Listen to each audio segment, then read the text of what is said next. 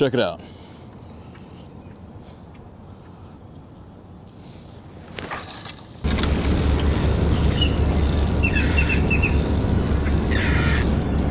That's dope.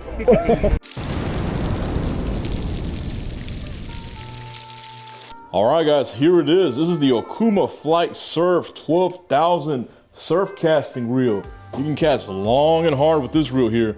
I've had this reel here. I've had the prototype of this reel for about over 6 months, 8 months, and I've put it through abuse. I've dunked it. I've caught big fish on it everywhere I've gone. It's been in the sand, the jetty. It's been soaked at the jetty, everywhere, and it has done extremely well. All right, so let's go ahead and open up. This is a brand new model here. You know, it might even look different because I got a prototype of it, so I don't know exactly what this is gonna look like. So let's go ahead and open this up real quick. Okuma Flite 12,000. This is a great reel. A lot of reels say they're surf casting reels, but honestly, most of the time they're carp fishing reels.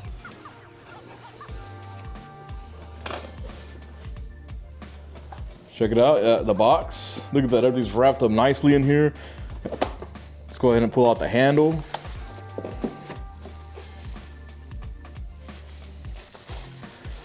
What I like about the handle is small and compact on the hands.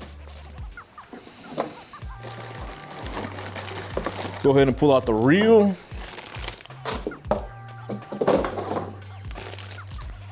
All right, here it is. Check it out, brand new Okuma Surf, the Flite.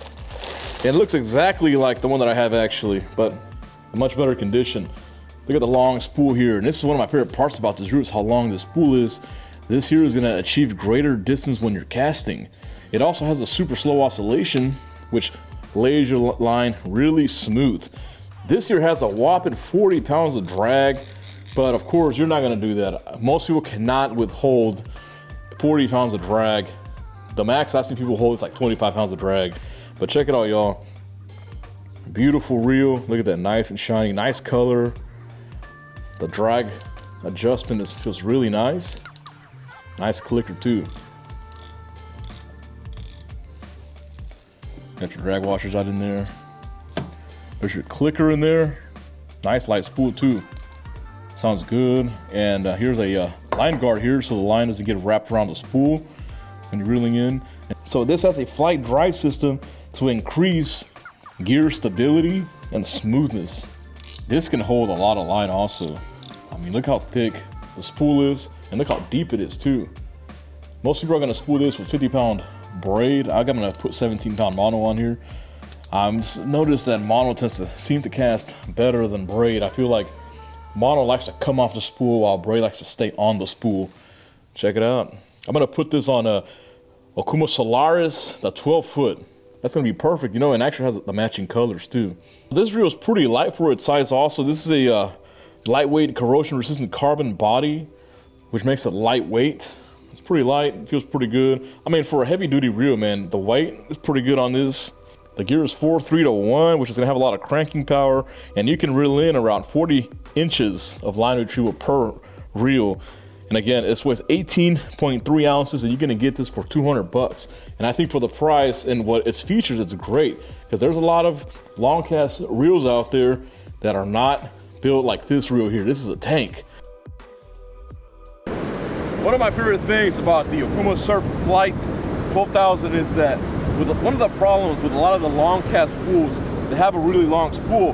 What happens when you reel it in, you get a lot of spool wobble. It feels really bad. Despite this having a skinny handle, it's very powerful. But check this out, with this reel, you don't get that spool wobble that you get with many of the long casting reels. This is a tall spool. Check it out, watch. I cast out an 8-ounce weight, and you can see the conditions are really rough. The current is really ripping here in Corpus right now. But check this out, no spool warping. Look at that, just coming right in, smooth. This has a super slow oscillation when you reel in the reel. The reason that's so important is because this is a long cast reel. It's important that the line lays on evenly on the spool. This is the top shock leader on here. But under this shock leader here, watch, check it out. Let me show you guys real quick. Look how long it takes. See? Really slow on the spool. It lays on the line really smooth and even. It doesn't stack up at the bottom or at the top, because some of the reels do that. As you can see here, nice slow oscillation, really even line lay.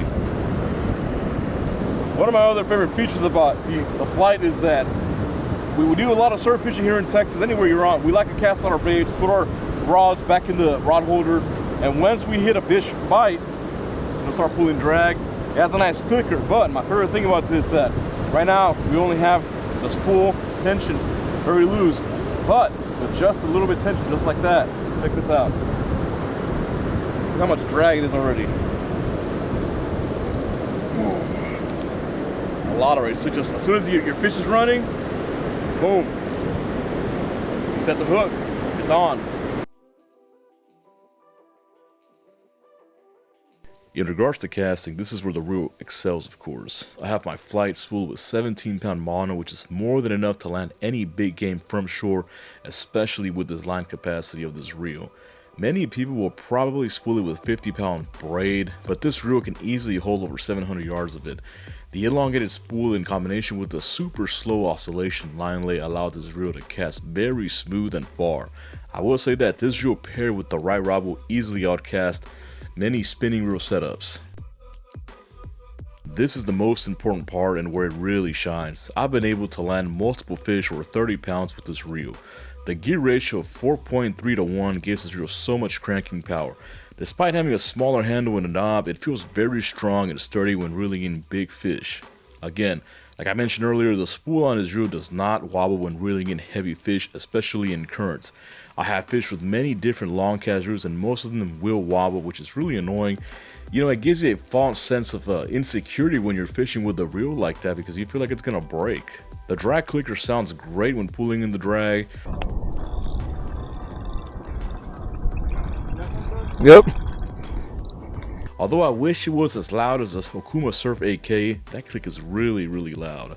The drag performs buttery smooth, and when pressured by heavy fish, overall, when you are fighting a fish with this reel, it just feels different. The fish I'm about to show you in this video is well over 60 pounds, and this reel reeled that fish in like nothing.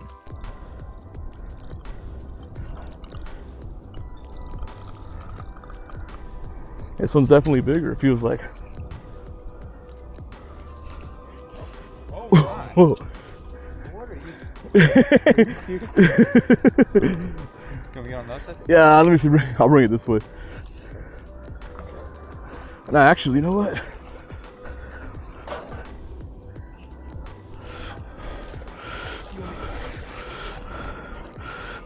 Perfect.